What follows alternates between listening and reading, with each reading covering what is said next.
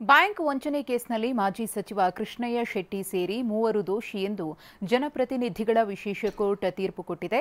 2008ರಲ್ಲಿ 7.17 ಕೋಟಿ ಸಾಲ ಪಡೆಯಲು ನಕಲಿ ದಾಖಲೆಯನ್ನು ಸೃಷ್ಟಿಸಿದ್ದಾರೆಂದು ಎಸ್ಬಿಎಂ ಬ್ಯಾಂಕ್ ಕೇಸ್ ದಾಖಲಿಸಿತ್ತು. ಎಂಟಿವಿ ರೆಡ್ಡಿ, ಕೃಷ್ಣಯ್ಯ ಶೆಟ್ಟಿ, ಮುನಿರಾಜು, ಕೆ ಶ್ರೀನಿವಾಸ್ ವಿರುದ್ಧ ಸಿಬಿಐ ಕೇಸ್ ದಾಖಲಿಸಿ ತನಿಖೆ ಕೈಗೊಂಡಿತ್ತು. ಈಗ ದೋಷಿ ಎಂದು ತೀರ್ಮಾನಿಸಿ 3 ವರ್ಷ ಜೈಲು ಶಿಕ್ಷೆ ವಿಧಿಸಿದ್ದು, ಜೊತೆಗೆ ಜಾಮೀನು ಕೂಡ ನೀಡಲಾಗಿದೆ. ಈ ತೀರ್ಪು ಪ್ರಶ್ನಿಸಿ ಮಾಜಿ ಸಚಿವ ಕೃಷ್ಣಯ್ಯ ಶೆಟ್ಟಿ ಹೈಕೋರ್ಟ್ಗೆ ಹೋಗಲು ನಿರ್ಧರಿಸಿದ್ದಾರೆ. ಓನರ್ಗಳು ಫೇಕ್ ಸ್ಯಾಲರಿ ಸರ್ಟಿಫಿಕೇಟ್ ಕೊಟ್ಟಿರ್ತಾರೆ. ಅದನ್ನು ಬ್ಯಾಂಕ್ ಅವರು ಸರಿಯಾಗಿ ಪರಿಶೀಲನೆ ಮಾಡಲಿಲ್ಲ.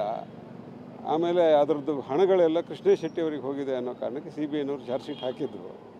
ಇವತ್ತು ನ್ಯಾಯಾಲಯ ಕನ್ವಿಕ್ಷನ್ ಮಾಡಿದೆ. ಕನ್ವಿಕ್ಷನ್ ಮಾಡಿ ಇವತ್ತು ಬ್ಯಾಂಕಿಗೆ ಇದರಲ್ಲಿ ಯಾವುದೇ ಲಾಸ್ ಆಗಿಲ್ಲ. ಯಾಕಂದರೆ ಎಲ್ಲವನ್ನೂ ಹಿಂದೆ ಲೋನು ಚಾರ್ಜ್ ಶೀಟ್ ಆಗೋ ಮೊದಲೇ ರೀಪೇಮೆಂಟ್ ಆಗಿತ್ತು. ಹಾಗಾಗಿ ಬ್ಯಾಂಕಿಗೂ ಯಾವುದು ಲಾಸ್ ಇಲ್ಲದೆ ಇರೋ ಕಾರಣದಿಂದ ಟೆಕ್ನಿಕಲಿ ಒಂದು ಅಪರಾಧ ಆಗಿದೆ ಅಂತ ತೀರ್ಮಾನಕ್ಕೆ ಬಂದು ಕೋರ್ಟು 3 ವರ್ಷ ಶಿಕ್ಷೆ ವಿಧಿಸಿದೆ. ಅದೇ ರೀತಿ ಇವತ್ತು ಬೇಲು ಕೂಡ ಕೊಟ್ಟಿದೆ. ನಾವು ಅದ್ರ ಮೇಲೆ ಮುಂದೆ ಹೈಕೋರ್ಟ್ಗೆ ಅಪೀಲ್ ಹಾಕಿ ಮುಂದೆ ಪ್ರೊಸೀಡಿಂಗ್ಸ್ ಮಾಡ್ತೀವಿ.